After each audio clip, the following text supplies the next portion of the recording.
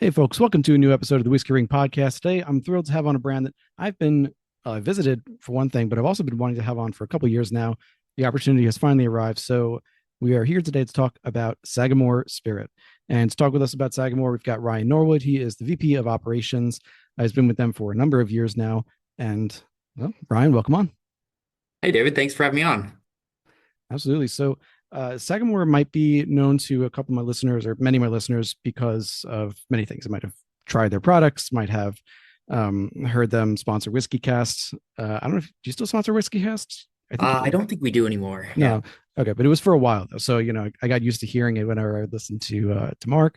But certainly they are a very well-known rye brand, Maryland rye brand at that. And like I said, I've been looking forward to having you on. So I'm going to skip a little bit of the history itself and the origin story just for the sake of time and expediency. But I did want to start out with the name itself. So Sagamore Spirit, not spirits. And I am fine saying I'm guilty of saying the wrong one more than once. So why Sagamore Spirit and not spirits? Yeah, so when we initially started, I mean, our origin started from Sagamore Farm in Baltimore, Maryland. And one of the things that we looked at was what do we want to make? And we knew we wanted to pay homage to Maryland's rich history of distilling rye whiskey. And we wanted to start out and put all of our focus on making rye whiskey. We didn't technically want to close the door to making other spirits in the future, or making even anything outside of rye. But that was our focus and has been since we started. And initially it was kind of back and forth on, is it Sagamore whiskey? Do we do Sagamore rye whiskey? Do we do Sagamore Spirit or Sagamore Spirits? And we landed on Sagamore Spirit that we felt, like I said, allowed us to focus on rye, but then and not close the door onto doing something else in the future. Makes sense. And that may sound like a kind of a throwaway question, but it is important down the road because, like you said, it can shut off your route to marketing other spirits. I think also of an example, Barrel Craft Spirits. They've been on the podcast before. They're good friends. I've done a barrel pick with them. But for example, they're one of their handles is Barrel Bourbon, and they do a lot more than just bourbon now. They do blends and ryes and all these different things. But it's always going to be Barrel Bourbon whenever you tag them. So these are things you got to think ahead of in today's day and age. Um, so no, that makes total sense though. This brand has throughout its decade plus now, 12 years now of being in existence, has been kind of a model of planning to me. So you've got a couple years of planning from the idea, then opening, or I say opening as in like you're starting in 2015, you open to the public, 2016, 2017, you start production. So going into that, probably what many listeners might be most familiar with about Sagamore is that you started with MGP juice, contract distilled, but made an MGP just to separate out contracting versus sourcing. There, you started MGP, are now in most, if not all, your products 100% your own Maryland distillate, and you've been kind of a poster child for how to start out that way and successfully transition. So the way I want to ask this is, we've seen so many other producers try this transition, and most, really the vast majority, seem to fail or really stumble in doing it. What do you think has made Sagamore successful in handling that transition? No, it's great that you call that out because it is something that we have done from the beginning. Was we were very intentional in our planning and in the understanding of from inception to where we are today. And I think honestly, one of the things that has benefited us the most is is transparency. And then another thing is bringing our consumers along on the journey with us and being open along the way, I think has been super helpful because as you stated, we started contract distilling with MGP early on and started buying whiskey from them years before we even had a brand out on the market. And we knew that that was the plan was we wanted to start by contracting and then slowly evolve into building our distillery and then making it 100% here in Baltimore. And I feel like the consumer over the years has been burned by other brands that weren't transparent about what they were doing or what their even intentions were. And it's been a fun process for us. So, when we worked with MGP, we were fortunate that they make fantastic whiskey, and we had a great base whiskey to start with and to kind of model our process off of. We worked very closely with Larry Ebersold, who was the master distiller at Seagram's and LDI for a while, and so we learned and kind of built that process. And then, like I said, is we were very transparent, and we said we want to do this. As soon as we had the distillery built in April of 2017, we stopped buying any contract whiskey and started producing our own. Obviously, we do a straight rye whiskey here, so everything is aged a minimum of 4 years, and so we knew that it was going to be some time before we'd get into our products. But one of the things we wanted to do also was there's a couple schools of thought when you make that transition from contract into your own product is you can kind of do it very quickly and stop producing whiskey using MGP and go right into yours and say, that was them, this is us, welcome to our brand. Or you can kind of do it in a slower blending process. And we chose the latter. And part of that was to work through some of the older inventory that we had. But also, when we first started producing here in Baltimore, we only had 3 people on the production team at the time, so we weren't making a lot of whiskey, especially for the future growth of the company. And so we knew it would take a little bit of time for us to be able to build up that inventory. And as you said, now 2 of our 3 core products are now 100% made by Sagamore here in Baltimore. Our other product, Double Oak, will be transitioning hopefully in the next year once we kind of get through the last of that inventory. So it's been an exciting process for us, and it's taken a long time to get here, but we're really happy to be here. With the so is the plan to completely use up all the MGP LDI uh, inventory, or leave a little back just in case for something? That's the hope, is to work through all of it, sell some of it as bulk, just some of the stuff that we don't plan to use into the future. We don't have a ton of inventory left. We are getting ready this fall to release a 10-year MGP whiskey uh, nationwide, which we're really excited about, and have kind of done that over the last couple of years. We released a 9-year-old MGP last fall. We're doing a 10-year-old this fall, and it's kind of right in that sweet spot for rye, to me, where it's like still got some of those nice rye spice notes to it, but it's mellowed out a little bit.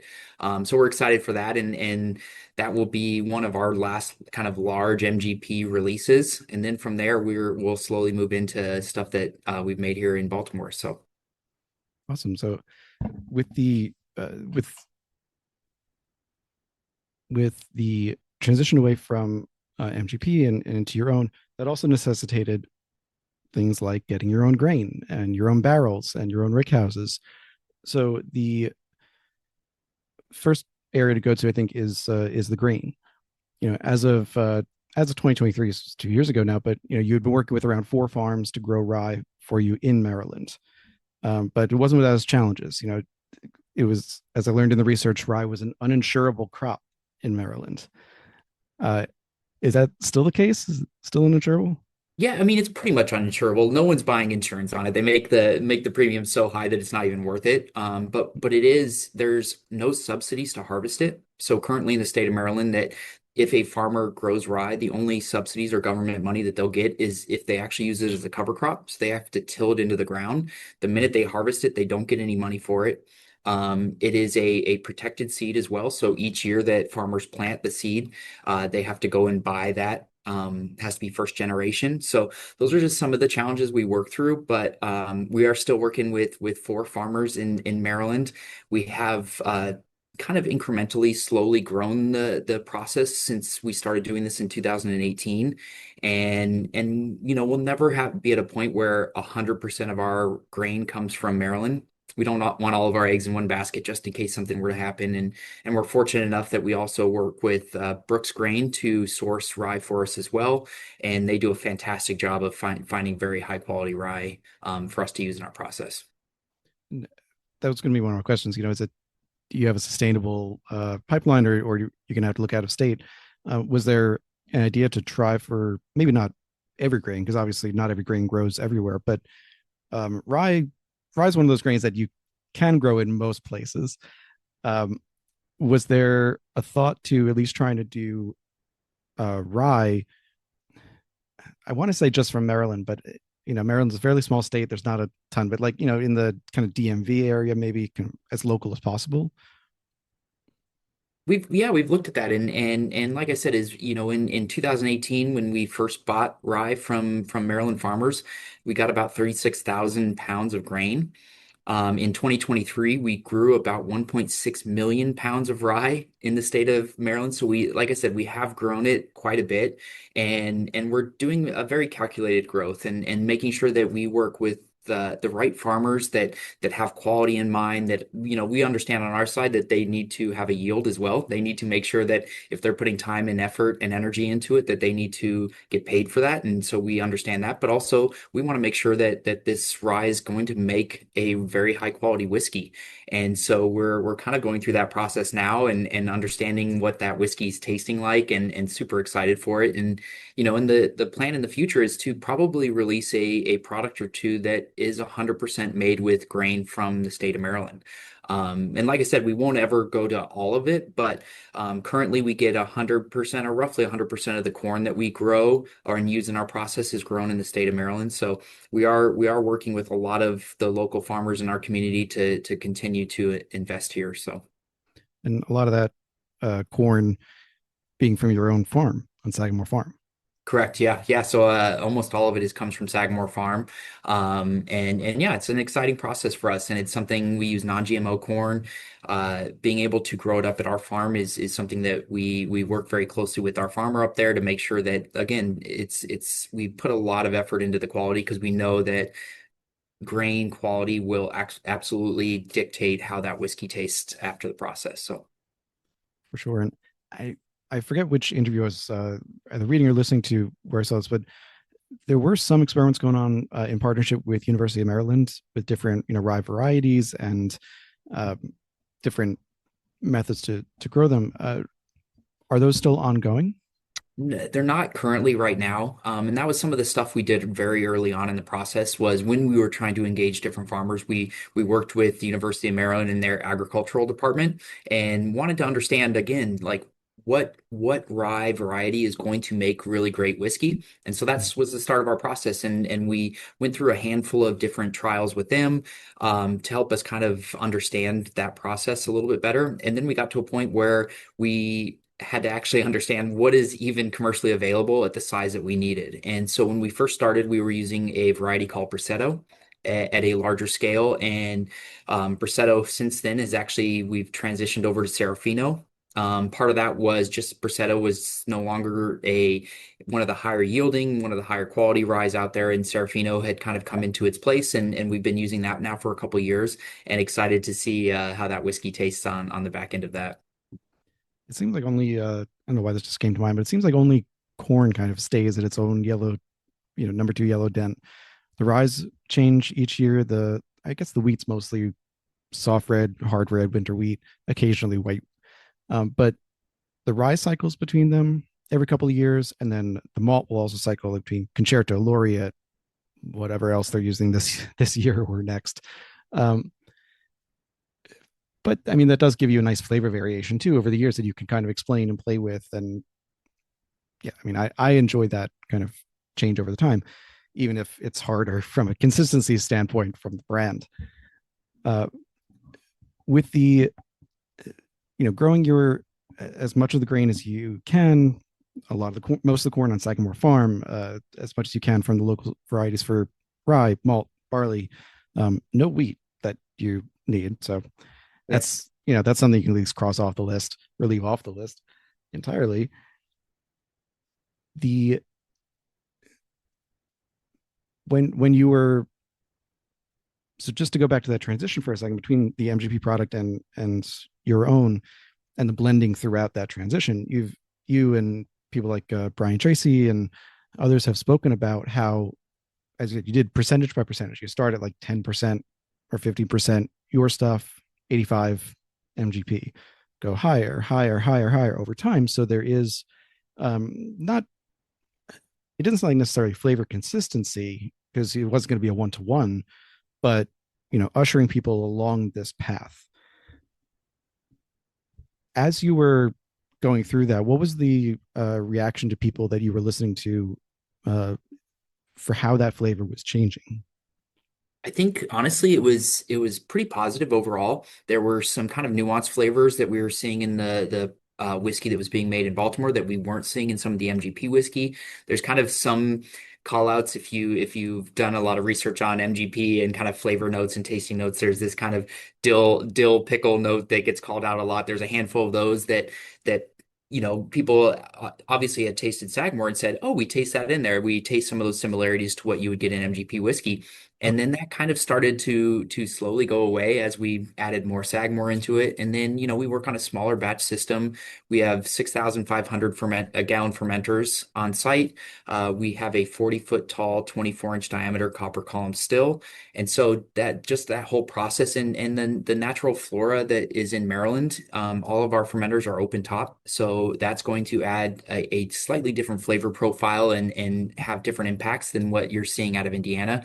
And so overall, it's been very positive, and I think it's again to that transparency and to walking people along the journey. It's they're not going into it saying, "Well, why doesn't this batch taste like this old batch?" They're saying, "Oh, I like the way this is going, and ooh, I'm getting that flavor." And you'll even see some changes even from batch to batch, as you know, Sure. is like with the raw materials, with the rye, and when that was grown and harvested, but then also the barrels. That's going to impart so much flavor and help to mellow out those flavors over time. So like I said, we try to be open with all of that, and it has been generally positive moving forward. So Yeah, I mean, I'm definitely a fan of that 95.5, the dill thing, but not everyone who makes 95.5 themselves has that same note to it for sure. And it's also worth noting, as you said, there's differences in production. So you've got a different, just for example, different rick houses. So your rick houses are not stone and brick lined. no. Most of the ones at MGP are these old industrial buildings, like fireproof in every sense, stone buildings. So that's going to age a lot differently and in a different climate. You're right by the harbor. There's a lot that's different there. Um, as you mentioned, you've got your 40-foot tall, 24-inch diameter still penny. Now, this is uh, it's really it's a sight to behold when you go to the campus. So the campus itself is 5 acres, which doesn't sound like a lot. And then you go there and you're like, there's a lot packed into this 5 acres without it at all feeling cramped. It still felt very spacious. When someone finally told me it was only 5 acres, I don't know. I'm used to New York geography, where like 5 acres is Yeah, the exactly. state.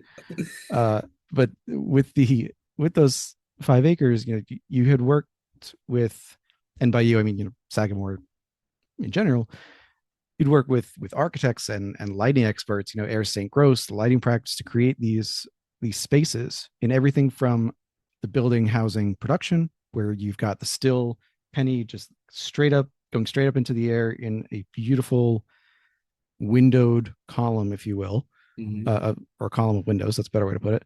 Mhm. And all the way to the visitor center and all of that. So the lighting, the woodwork, wood and stone is all a part of it, but still really feels like that centerpiece of the campus when you walk onto the square. Um,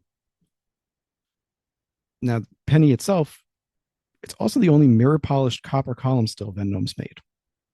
So, Isn't that crazy? yeah. So, is that something that was chosen because of a production value or more aesthetics? 100% aesthetics. That was something. I mean, as you mentioned, like the campus is beautiful down here. If you've not been here, I would highly recommend coming. Everything is the attention to detail around the campus is unbelievable. From the distillery, it's a showpiece. It is meant to bring people here to talk about the history of Maryland rye and to talk about Sagamore and what we're doing to do that. And to your point, is Penny is literally the showcase. That is the centerpiece when you walk into our courtyard in the middle. That's the first thing you look at. And yeah, to your point, it's like I always say that it's like it is the only one that I'm aware of, the mirror finished copper column still. And it's beautiful and it really does stand out and it patinas really nicely and has over time. There was a couple times early on where we would go in and polish it. We've kind of stopped doing that. It was like, all right, we don't need to polish this anymore. But yeah, the campus is beautiful, and we do tours here. We walk people through, and we try to again is educate them and talk about what we're doing in the process, what we're doing with the local community, and how we're trying to put Maryland back on the map for making rye whiskey. And as I said, we're skipping over some of the history and origin story here, but listening to other interviews to how Sagamore was part of this renaissance of rye in particular, but whiskey making in the Maryland area is definitely an interesting story. We touched on it also when we had Max on from Baltimore Spirits Company. So, take a listen back to that episode if you want to hear a little bit more as well. And then I'm going to ask about more about Sagamore specifically later on. So, you got Penny. It's where almost everything is made. And off of Penny, you do have two doublers. And I remember asking the question while I was touring of, why two doublers instead of just the one or running it through again. But I honestly don't remember and I couldn't find my notes. So with that, why have two doublers and not just one or run it through again? Honestly, on the front end, this was not a production value either. This was our founder, Kevin Plank, at the time. He was very into numbers. He liked things done in threes. Our kind of logo is three diamonds. He did know and had done some research about triple distillation and kind of understood that. And so when we were building and designing the distillery, it was like, well, so there's only one column still and one doubler. I want it three. And how do we do that? And so I think Larry at the time was like, you don't need a second doubler. You can go through one doubler and make really great whiskey. Kevin pushed back and we ended up adding a second doubler and honestly, David, like it does help to clean the spirit up. So we will go through and we'll do samples, distillate samples off the column still, off doubler one and doubler two, and you will see a progression and a quality improvement through that process. It just helps clean it up a little bit. It's a lot more copper contact, which also helps remove some of those off flavors. And it is something that I think actually benefits the distillate heading into the barrel. And but again, I don't know of anybody that's running two doublers and a column still. So I can convince Ray with that. I eat things in threes. I'm just a little bit OCD about that, so I yeah, got it. for sure.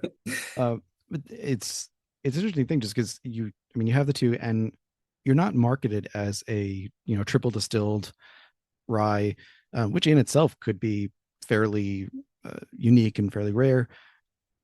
You've also it doesn't taste triple distilled. I think at least I'll speak for myself, but I think in the community, we think triple distilled, we think maybe Irish or some certain styles that tend to be lighter because the more you distill something, the more times you distill it, rather, you're still stripping something off every single time. So you're going to get something that's maybe light, floral, fruity, but it's also going to be not as viscous or rich. And I've never found that with any of the Sagamore products that I've tried that I'm lacking mouthfeel. Mhm. And at this point, I've tried at least a dozen between the finishes and the cast strengths and the uh, other things that I have hanging around.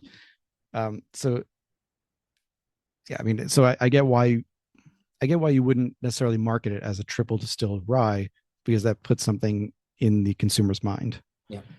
even if And it's I unique. think, yeah, and I think that's what we've tried to be pretty intentional with that as well, is understanding like when you say something, what is somebody associating that with? And if it's like, yeah, if you say, we've started to lean a little bit more into the triple distillation process, and kind of talking it as helping, with that balance a little bit. But to your point is it is very different and it tastes different. It has more of that kind of mouthfeel body and it isn't a light whiskey by any means. And I think but again, it's very, very approachable. And I feel like that's what kind of sets Sagamore away from a lot of other traditional ryes is its approachability and drinkability. And maybe that does come a little bit from that triple distillation process. But again, yeah, it's part of our process. And then also like we're very intentional with our proofs too. So you'll see that across our portfolio. And as you say, you've tasted many of them, is we're very intentional with that also, is understanding what proof that tastes best to us, what is going to, be appreciated by the consumer and allow them to enjoy it neat or over an ice cube or even mix it into a cocktail. So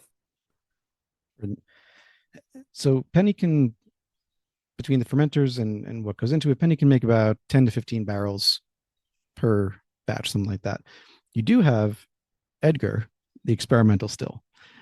Uh, it's not its official name; it's just Edgar, but I like Edgar, the experimental still. So Edgar produces about half a barrel at a time. This is to test out new things, see what works, what doesn't work. Um, I remember looking at it. Edgar wasn't running when I visited. It was an off day, and so we got to see inside, and it's just not that big. It's half a barrel worth. When you guys find something that you like you've tried something in Edgar and you're like, this could be a really good either new product extension adjustment. You're going from a very small pot still to a 40-foot column still. It's not going to be apples to apples. So, how significant are the adjustments that you have to make to replicate what you've made and liked on Edgar onto Penny? I think honestly, like the adjustments are kind of the easier part. It's more of setting our expectations. It's kind of to your point, it's like it's never going to be apples to apples. There is a very different flavor profile that comes off of even a pot column hybrid, like Edgar is you're going to get some nuanced flavors that you will never see in the column still, but it does give us more confidence going into it and has us understand that yeah, this recipe is nice and it will produce the flavors that we're looking for, or this yeast strain could work, or this grain that we're trying to look at will work. And so the step up process isn't that challenging from our side. It's kind of like understanding the two systems and what that input of grain is, and making some small adjustments to either the enzymes we're adding or the cook times. And but outside of that, the fermentation process is all the same. And then, like I said, it's setting our expectations to know that it's not going to taste exactly the same, but we know what it should taste like, or at least the benefits of it. And then the hope is that it tastes exactly as you want it to be. So So just before we leave the grains behind and the production part of this behind, can you talk to us about the microwave test? oh yes, yeah. So that was something very, very early on that Larry taught us. Was you have to evaluate the grain that comes in house. He said it is, it was one of the things that is like one of the most important things, especially as a new startup distillery, because he said you never want to be the distillery that said, "Oh, send it to Sagamore, they'll take that grain if it's been refused somewhere else." And so, we initially bought I think it's an 8-foot probe. And so what we do is every truck that comes on site to deliver, whether it's corn, rye, barley. We jump in the back of that truck and we take at least 6 samples throughout the truck. And so this grain probe will reach from the top of the truck down into the bottom. We'll also take a sample off the bottom hoppers. We have hopper trucks only that come to the site. And we take some of that grain, we go in and we measure the moisture content to make sure that, it's not too dry or there's not too much moisture left in it, because that can lead to mold or spoilage. And then we take a small sample of that and we warm it up in the microwave. And the reason you do that is to start to activate any kind of like off flavors, oils, gases, anything like that that could have been on the grain or imparted some flavors during storage. And it's amazing. Like if you just smell dry non-microwave grain, it's kind of just dusty and just smells a little bit like grain. But as soon as you put it in for about 20 to 30 seconds in a microwave, you start to get more of that flavor, and it can kind of, at that stage we're not really smelling for positive flavors. You're smelling for off flavors. You're smelling for faults in the grain, because literally a small chunk of even mold or a pocket of like moldy grain can ruin several batches of whiskey. And so it's something that, it's not 100% foolproof. Even, you're grabbing 6 samples in a truck that's got 50 to 60,000 pounds of grain in it. It is not like you're not going in with 100% confidence, but it helps you understand that, like, and part of that is your relationships with your farmers and your grain broker as well, is knowing that they are storing it properly, that they're cleaning it the right way, and they're doing all these things. And that microwave test helps just bump that along a little bit. And it's always great because people walk through, and especially if we take a tour through there, they're going, why are you microwaving the grain? What are you doing? And then we'll find 3 or 4 people around, distillers or people in the lab, and have them smell it and give us kind of a rating of 1 to 4 on where they think that grain is. So. So, I mean, it was the first time I had heard about it, and obviously you've talked about. I've never spoken to Larry one on one, but spoken to many projects that he has been a part of, either directly or indirectly. I'd never heard that test before brought up, so had to ask about it for sure. So with that, I want to move over to the uh, finished product side of things. Yeah. So there are, in my mind, two barrel specific items that make Sagamore unique. One of them is you use a mix of number 3 and number 4 char from 2 different cooperages. one of which uses wood to burn, one of which uses gas to burn. Is this one, is that still, what you use? But if so, why split the difference there? Like, what is it, not getting what you want from just one as opposed to needing both profiles?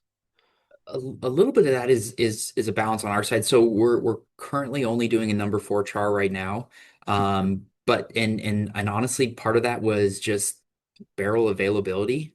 And so, when we first started, there were quite a few barrels on the market, and Cooperage's had some excess capacity. So when we were reaching out to the Kelvins, the ISCs, and talking to them about getting barrels, it wasn't really a problem, especially even at the early stages. We weren't producing a ton of whiskey, so it was easy to get our hands on barrels.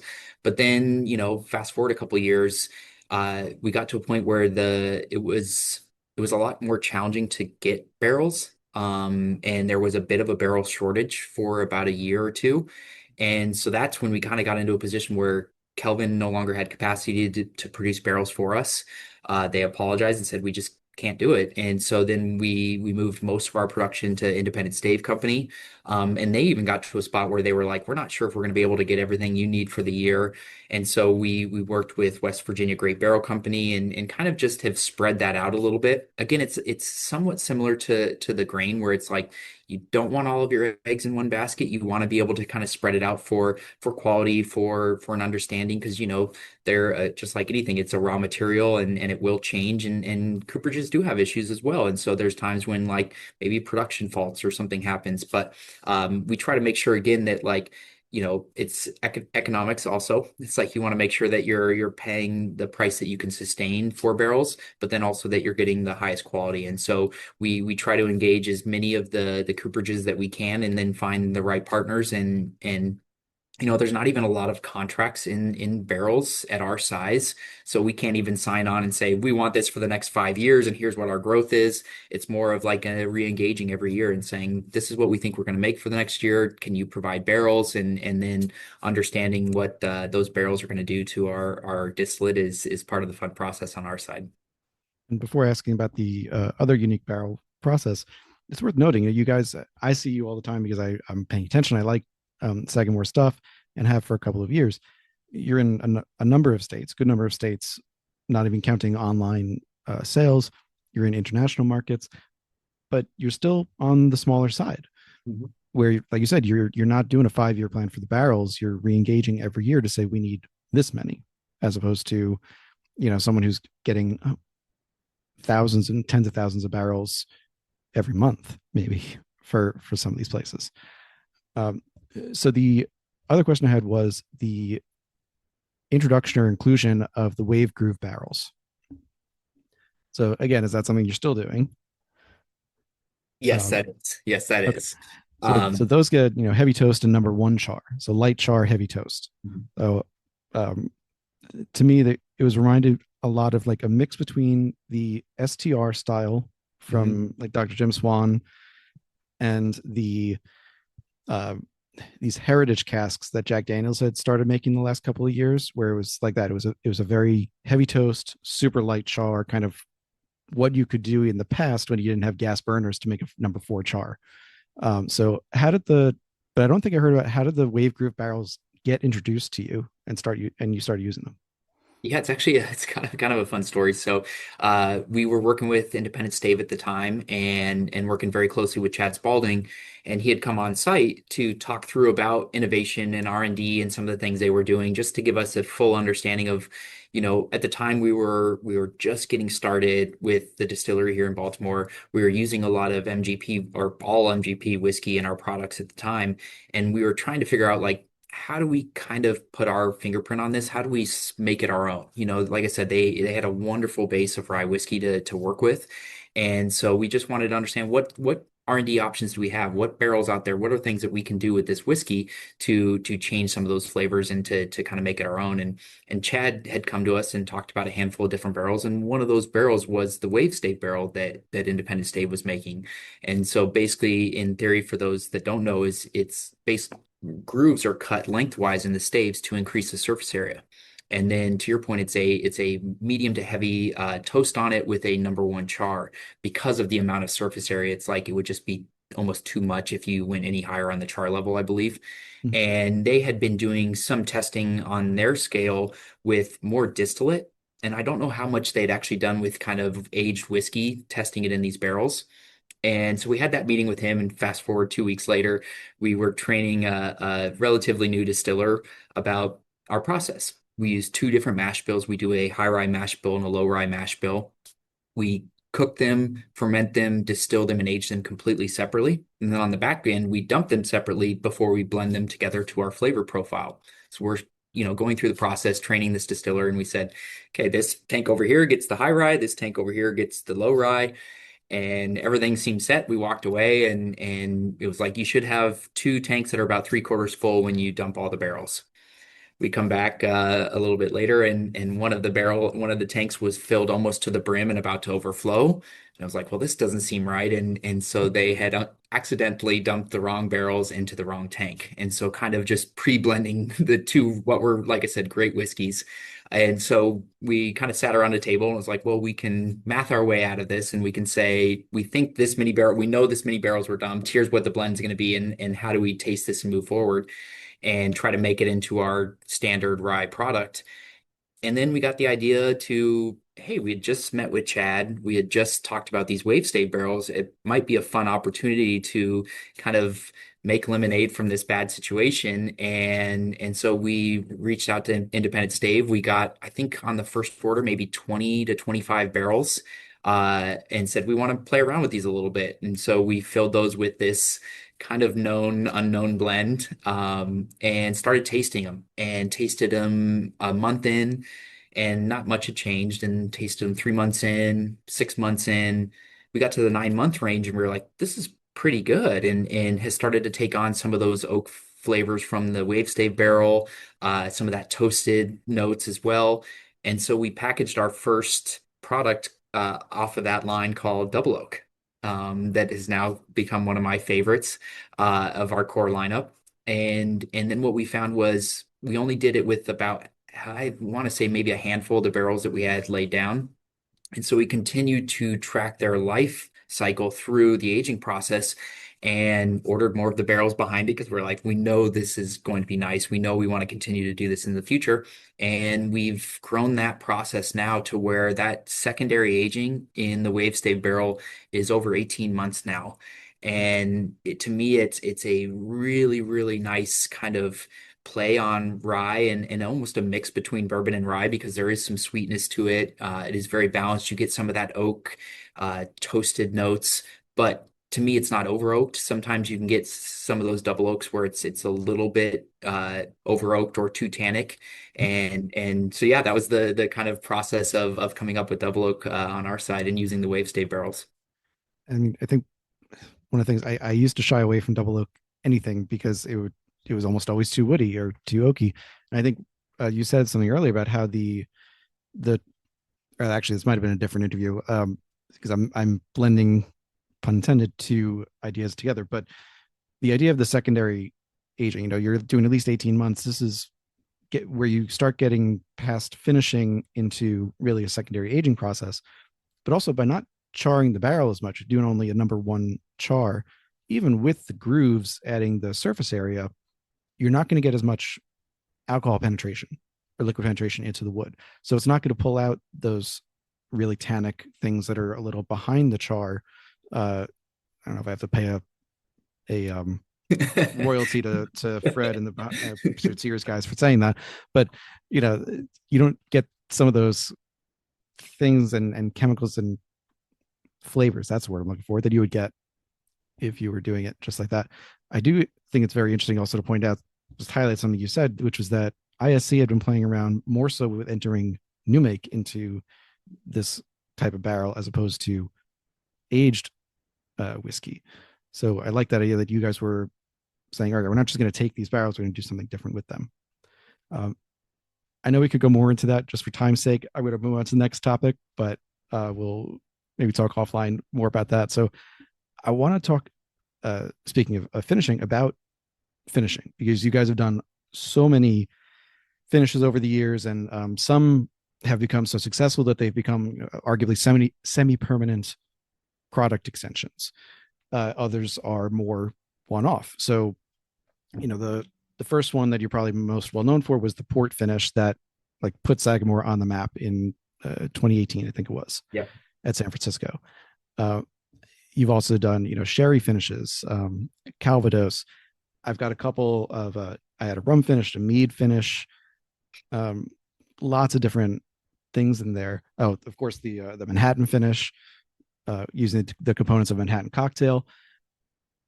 So I think it's fair to say that you guys have fun playing with the finishes. Now, when he was on my bourbon journey, Brian said that at one point, you had a sherry cask finish batch that it had a barrel note to it that you guys just didn't like. So you said, we're going to put it on hold. We're going to see, leave it in the cask, see if it ages out. But the sales team was planning to have that batch of the sherry finish, and they had to backfill something to put out because you were doing usually like 2 releases a year, spring and fall. Uh, Eventually it did go out. It met the standard, and you were able to put it out. I've heard something similar about the Calvados finish too, that ended up being, I think, almost 2 years, Mm-hmm. something like that. And I got to say, the Calvados finish might be my favorite product reviews I've ever had. Not every producer, particularly at your size, could hold back a product like that to see if it turned out okay. And some we've seen forced to put out products that might not be as good, and you're just like, oh, this is a really cool thing, and try to spin it. What beyond maybe straight up capital, what allows Sagamore to not only play around with these finishes, but really allow the finishes to uh, come to fruition and allow it time to see if it's really going to work? Yeah, I mean those were two very very fun products that we released. And to your point, yeah, they weren't ready. And one of the things is we were very fortunate that from the beginning, we were obviously a startup whiskey brand trying to get our name out there, and we sat around the table and like to what I said earlier, we talked about transparency, but we also talked about integrity and quality. And it was like we know that, as more distilleries pop up, as more producers come, we have to make what is a very, very high quality product. To your point, we were very lucky that we did have the finances and resources to play around a lot and to say, you know what, we're not going to put something out there that we don't feel is our best foot forward or our best product that we can produce. And we're lucky that we had the leadership to back that up and to say, no, that this isn't ready. And, with the Calvados one, we actually ended up dumping the barrels and then putting them into X rye barrels, and then To like aging. bet to balance it back, I heard. Yeah. Exactly, to kind of allow that to mellow is, some of the tannin, some of the bite to leave it a little bit. But that was something that, the sales team, I'm sure still is upset about some of those because they're like, we've got numbers, we've got agreements with the distributors, they're coming to us and saying if we don't have this product, but to us it was very, very important to, especially as a up and coming brand is, and I said this is oftentimes is someone only has one opportunity at a first impression with your brand. And if they go in there, even if it's a fun story, even if it's like, oh, that's kind of a cool, unique idea, if the Mm. product wasn't there, we knew that could damage us. That could damage our ability to continue to grow. And we were firm with that. And luckily we had Brian Tracy and Drew Thorne and our leadership team that said, no, we're not going to release this if the team isn't fully behind it. And so that's been fun. And to your point is we have played with a lot of different finishes. Rye is fortunately goes very well with a lot of flavor profiles, especially with a lot of wine finishes because they're inherently a little bit sweeter, a lot of the ones we've played with, and with Mm. the rye spice, they balance out very nicely. We've done some very unique ones. We've done a mezcal finish. We've done a peated Scotch finish. We've done a lot of weird things as well, that are all very unique, and I think some have been a little polarizing, and people may not have liked some as much as others, but it's been fun for Oh, us. I mean, if you have the peat, that the peat's always going to be a little polarizing. The Yes, what was the other one? The with the mezcal, and I think you did a tequila finish as we did well. do a tequila. Yep, yep. Yeah. Honestly, I also tend to stay away from those because mezcals I'm actually okay with, but tequilas I don't really enjoy. Mhm. I don't like blue agave. Just Mhm. generally, it's not a reflection of product. But um, I hear what you're saying with the wine finishes in particular, and the brandy, fortified wine and brandies. There was something about the Calvados though that just like, and that was that a one off like that. That was a one-off. It We was a did one it off. one time, and again, Yeah. I'm the same way. I have a bottle at my house that still sits there that like is slowly working its Ah, way down, but it only comes out at very special occasions. that's one that I found. I don't even know how I found it. I don't think it was at the distillery, but I wish I had a case of those because that's just been apple pie in a glass. Mhm. It's so good. It's apple pie, but also like spiked with a little black pepper in there, and it's worked so well that I've actually told other producers who make rye, like, have you tried like a Calvados Have you thought finish? about this? Yeah. Yeah, and I always do give due credit to be like, I tried this in a Sagamore product and it was really good. So no, I just love that. Like, I hope you guys can do it again just so I can do it. But then again, since now you've got probably all your own stuff in there, your own Maryland's distillate, I'm sure it'll still be very good. It might not be the same, Agreed. but Agreed. that'll be a fun side by side to do also. Exactly. Um, so I know I've only got about 15 minutes with you or so left. I want to go through. So the I want to touch on the bottle design. Mhm. So the bottle design is significant. You've got the logo of the three diamonds from the Vanderbilts, whose Sagamore farm still uses the same logo. Still got thoroughbreds there that are racing. The six-sided bottle came from the Walters, a family associated with this as well. Uh, did you work with a particular company to create these bottles and labels that were evocative of pre-pro style, but also inclusive of the Sagamore and racing components? Yeah, we did. And that was something that was uh very important to us from the beginning and from Kevin Plank to Brian Tracy, it was something they talked a lot about is we had to separate ourselves from other producers out there, from other whiskey and distillery that were on the market. And one of the ways we did that was this very custom bottle that had some kind of throwbacks and paid homage to the distilleries that operated in Maryland before and kind of their unique bottles. Like they weren't all just round bottles that they were releasing them in. And part of that is we wanted to stand out and be recognizable. And I feel like this bottle helped to do that. And coming up with this it's very heavy. It's a big bottle, but you walk into any establishment, any bar, and you can immediately I look on the back bar and I could say, oh, there's Sagamore, and I can see it and it catches my eye. And same at a retail is you walk into a store and when you've got 100 whiskeys sitting in front of you, Sagamore definitely stands out, and I appreciate that about it. Just like anything, it's custom, so custom bottles and situations come with custom equipment and custom problems. So it's been a bit of a challenge to work with in general, but I wouldn't change anything about it because I do really appreciate how recognizable it is in the market. And thinking about it from a bartender's perspective in particular, the bottle itself, it is a beautiful bottle. And if you have it straight on, if you will, you see Sagamore, it's rye is bigger than Sagamore, so it's a rye right away. But if you put it to its side, sometimes we run into issues with bottles where either you put it to the side and you don't know what it is, or you put it to the side and it's so wide or big that it doesn't help. It's taking up too much space. It's narrow enough, like it's flat enough on the depth, even with the six sides, that you could put it sideways on a bar, have other products there, so you're not losing money on the space. But with the Sagamore embossed in the glass, is embossed the right word? I don't know. I'm not that great with Can't remember if it's artistic detail. embossed or debossed, but yes. Yeah, one of the it's Boston one way or another. Yeah. On the side, if you can see that it says Sagamore, so you're still gonna see a little bit of the label from the diamond edged sides there. So personally, I like that just because it's keeping in mind the people who are going to be selling your product. Yeah. Same thing goes for a retailer. If you've got 15 bottles of this on the shelf and you need one facing forward, but the others maybe facing inwards so you could fit more on the shelf. Someone takes that first bottle, you need to know, the next consumer needs to know what's the next bottle. Like, what is that bottle before you replace it in the front? So uh, anyway, that was a rant. But I did want to ask with the branding, I think this fits as irony, which is that for the thoroughbreds and the horse racing farm and the connection with the Vanderbilt and all of this, and with all with all the logos and everything, the one thing that's not included in the branding are horses. Hmm.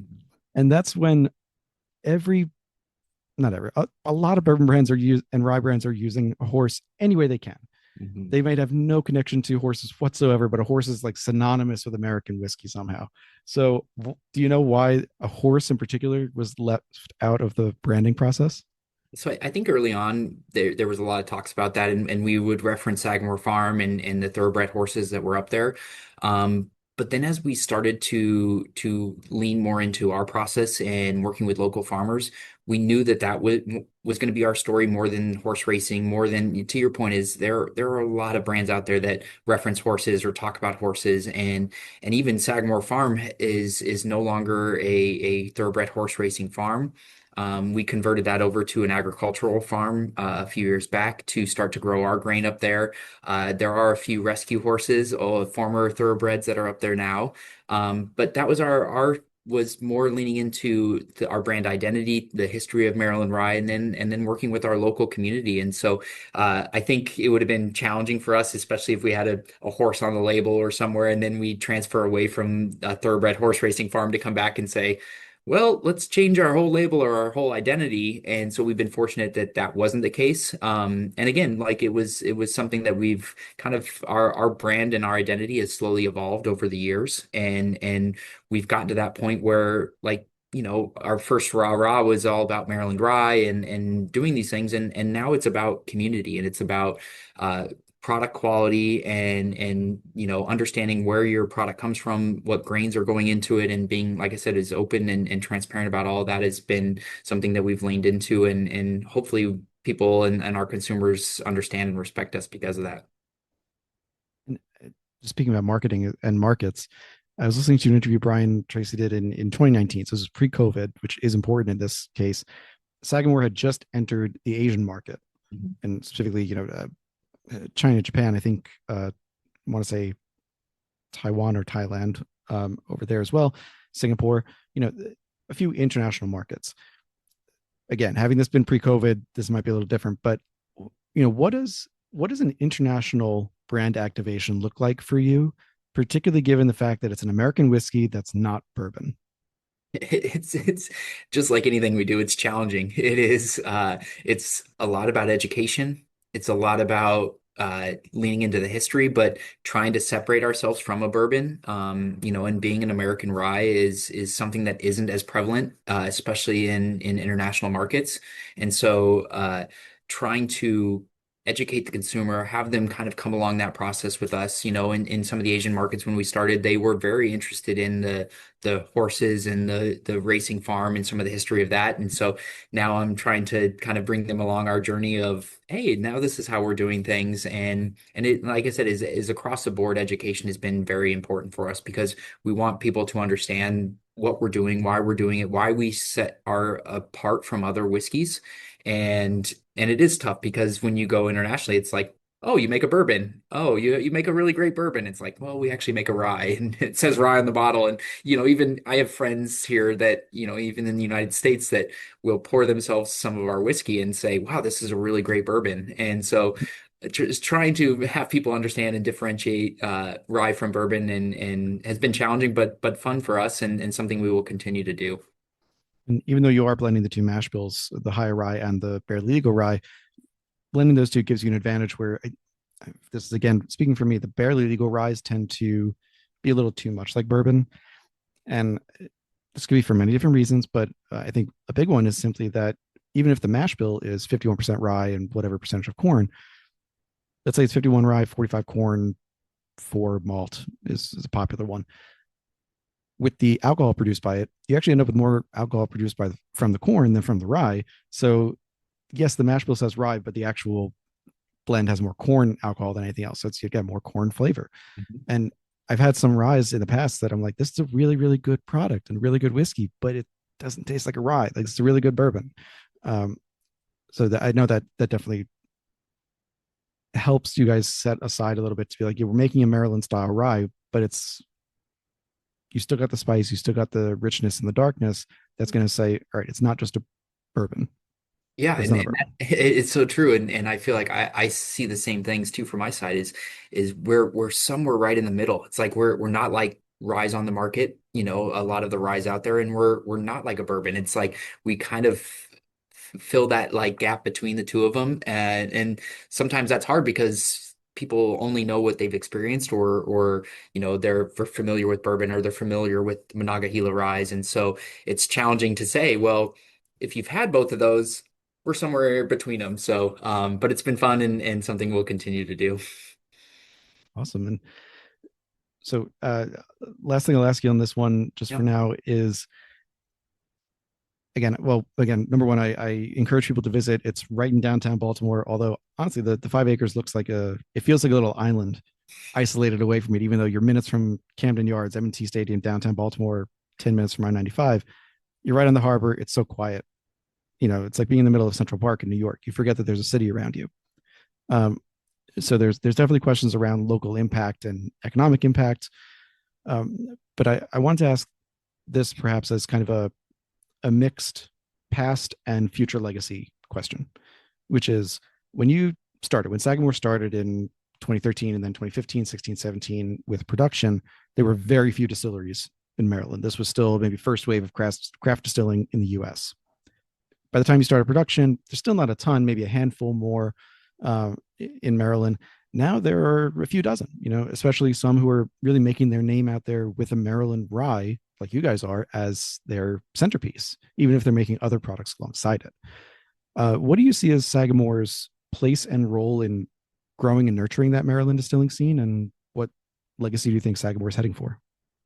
I think it's vital for us to continue to grow that scene because again is as I've said earlier, it's about education and it's about the consumer understanding and knowing that. And one of the things I've always said from the beginning is I truly feel that high tides raises all ships, and we feel that way is like we're fortunate that we have really great resources in the state, and so we share that with the Maryland distilling community as well, and it's something we want to be in part of, and we want to be embraced by them, and we work very closely because I think the more people talking about Maryland rye and speaking about rye in general helps all of our brands to continue to grow. And it's, I always liken it to kind of the way the craft beer scene really blew up is you got to this point where there were so many of them opening and people were going out and experiencing a lot of these things for the first time. And if you're not making a great product, then, sometimes that could be their last time going out and experiencing this. And so trying to make sure that we all can interpret what we feel Maryland rye is differently. But as long as we're all working together and making quality products, I think that helps everybody to continue to educate the consumer and hopefully grow our brands and our community into the future. Awesome. Well, with that, Ryan, hang on with me for just a minute after recording to close out. Ryan Norwood, VP of Operations for Sagamore Spirit, not Spirits, Sagamore Spirit. Thank you so much for taking the time to come on and talk about Maryland Rye, about the not so much, I guess, the story of Sagamore, but everything that has gone on since then. It's been an absolute pleasure to have you on. Hope to have you back again and to keep trying some of these whiskeys some of these ryes I truly love. So, Ryan, thanks so much. Hang on, wait for just a sec. Thank you, everyone, for listening. It's been another episode of the Whiskey Ring Podcast. Like, rate, and subscribe, and there'll be show notes for products described in the show notes.